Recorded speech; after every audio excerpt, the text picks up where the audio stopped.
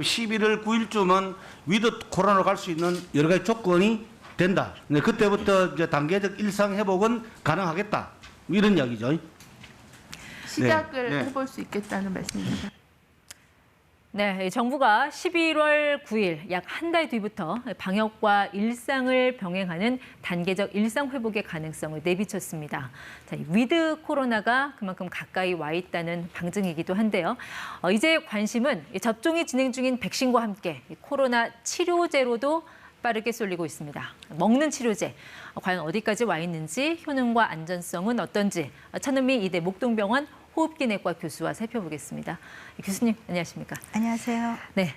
이 사진에 보이는 캡슐 형태의 알약이 미국 머크사가 개발한 코로나 먹는 치료제라고 합니다. 네, 임상 3상까지 끝냈다고 하는데 가장 관심은 과연 우리 국민들이 언제쯤 이거 먹을 수 있게 될 것인가 그 부분일 것 같아요. 네, 지금 임상 3상이 완료가 돼서 아마 조만간 이번 달이나 다음 달 내로 FDA 긴급 승인이 될 것 같습니다. 그러면 아마 빨라도 네. 늦어도 이번 연내에는 우리가 사용을 할 수 있을 것으로 기대하고 있습니다. 한 네. 775명 정도의 임상 대상자를 대상으로 했습니다. 그리고 한 50% 정도 입원율을 감소시키는 효과가 있었기 때문에 네. 게임 체인저까지는 아니지만 우리가 중증으로 갈 수 있고 입원을 감소시킬 수 있는 그런 효과를 가질 수 있다고 생각합니다. 임상 시험 대상이 775명이라고 방금 말씀하셨는데 표본이 너무 작은 거 아닌가요, 실험군이? 네, 처음에 임상 3상 대상자는 1,500명이 넘었었는데요.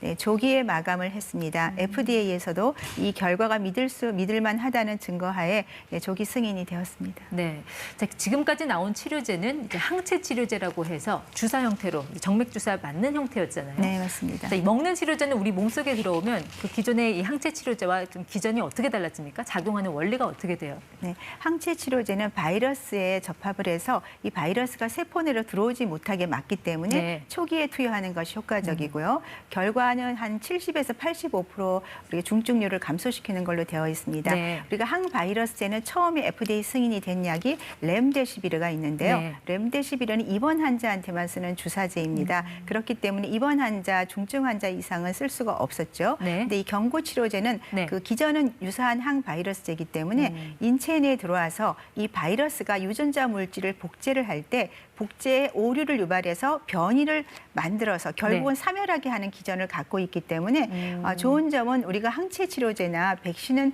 우리가 변이가 많이 되면 효과가 떨어지는 걸로 네. 되어 있지만 이 경구 치료제는 기전상 어떤 변이에도 효과가 동일하다는 것이 장점이라고 하겠습니다. 그러니까 먹는 치료제는 우리 몸속에 들어와서 이 바이러스가 복제하는 그 변이하는 것에 있어서 오류를 일으켜서 그 자체를 그렇습니다. 막아준다는 거죠. 네, 맞습니다. 그럼 변이 바이러스 앞으로 계속 나올 텐데 대응하기는 이게 훨씬 더 효과적이라는 그런 말씀이신가요? 네, 그렇죠. 지금은 우리가 대상자가 좀 한정적으로 되어 있지만 앞으로는 타미플루처럼 확진자에게 모두 투여할 수 있게 된다면 네. 분명히 좋은 효과를 낼 것으로 기대합니다. 네.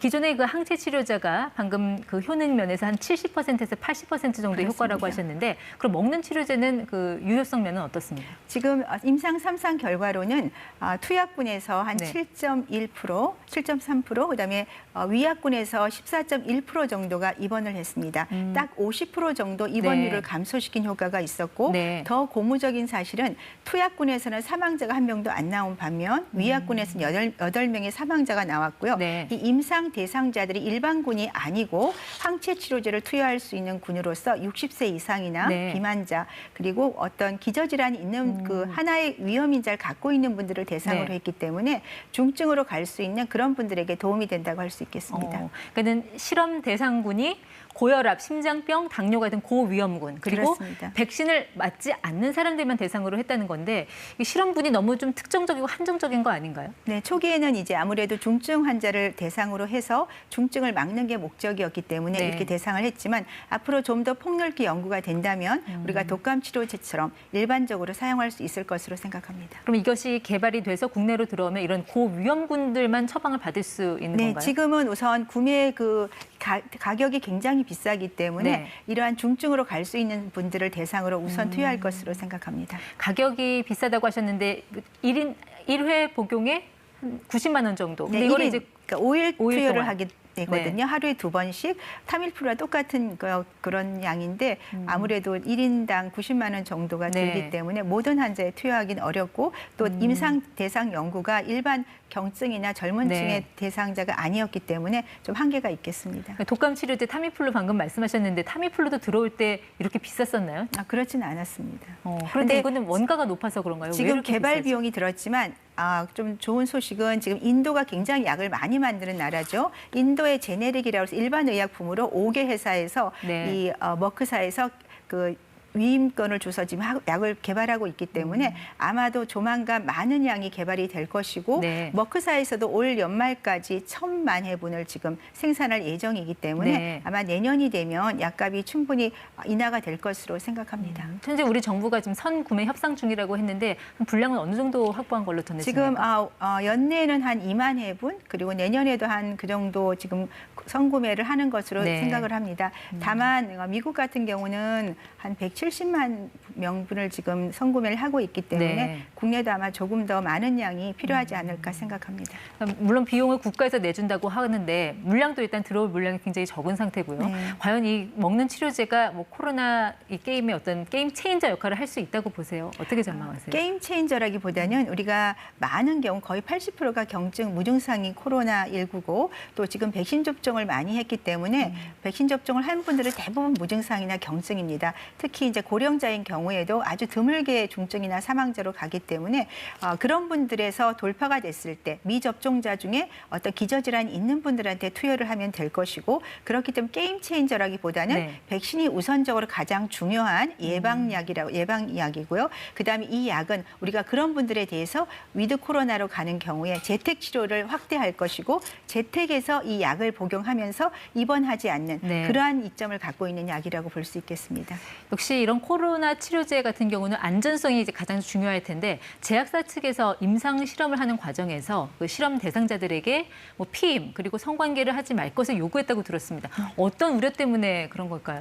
이 기전이 이제 그 돌연 변이를 유발해서 이제 바이러스가 사멸하는 기전을 갖고 있기 때문에 네. 단지 바이러스만 유도하면 좋은데 혹시라도 정상 세포에 어떤 변이를 유도해서 문제가 올 수 있기 때문에 이런 그 임신이나 수유 같은 그런 문제가 생길 수 있는 네. 임상 대상자는 제외를 하였습니다.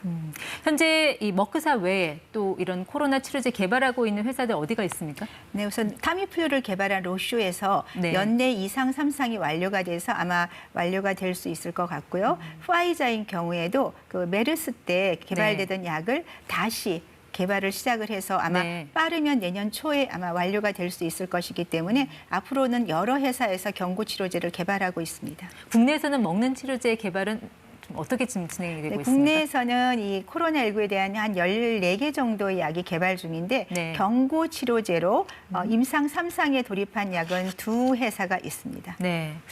자, 이 백신 접종률은 거의 한 60% 가까이 육박을 했는데 제가 궁금한 게요. 접종률은 이렇게 올라가는데 왜 확진자 수는 급격히 떨어지는 그런 구간이 안 나타나는 걸까요? 우리가 백신 접종이 60, 70%가 되더라도 한 30%는 미접종자고요. 지금 백신이 예를 들어 mRNA 백신 같은 경우에는 접종 후 70일에서 80일 정도가 되면 급격하게 중화항체가 떨어집니다. 네. 그렇기 때문에 중화항체 양이 떨어지게 되면 돌파 감염이 발생을 하고 그래서 20에서 거의 25% 정도가 지금 돌파 감염 사례가 나오고 특히 연령이 높으신 접종한 기간이 오래되신 경우에는 네. 70에서 이상이 지금 돌파 감염이 나오고 있기 네. 때문에 우리가 이러한 미접종자와 돌파 감염 사례로 인해서 확진자는 늘 수밖에 없지만 그렇지만 해외 사례를 보더라도 영국이나 이런 나라에서도 확진자는 1월 유행과 거의 유사하지만 네. 중증이나 사망자 거의 10분의 1 정도입니다. 그렇기 때문에 백신 접종률이 올라간 상태가 되면 이런 돌파 감염 사례가 나오더라도 의료 체계가 어느 정도 유지를 해줄 수 있습니다. 네. 자, 교수님께서 보시기에 확진자가 이 정도 되면은 자, 위드 코로나 시행해도 되겠다. 어떤 그런 기준 같은 게 있으십니까? 특별한 기준은 없지만 해외 사례를 보면 최대한 확진자를 낮춰놔야지만 네. 이게 늘어나더라도 받쳐줄 수가 있습니다. 그래서 저는 한 1,000명 정도 아래로 떨어졌으면 네. 좋겠고요. 그러기 위해서는 이번 10월이 우리 네. 국민들이 방역을 잘 지켜서 유지해야 될 아주 중요한 시기라고 생각합니다. 네. 자, 오늘 ETY 천은미 이대 목동병원 호흡기내과 교수와 이 먹는 치료제에 대한 자세한 설명 들어봤습니다. 네, 말씀 고맙습니다.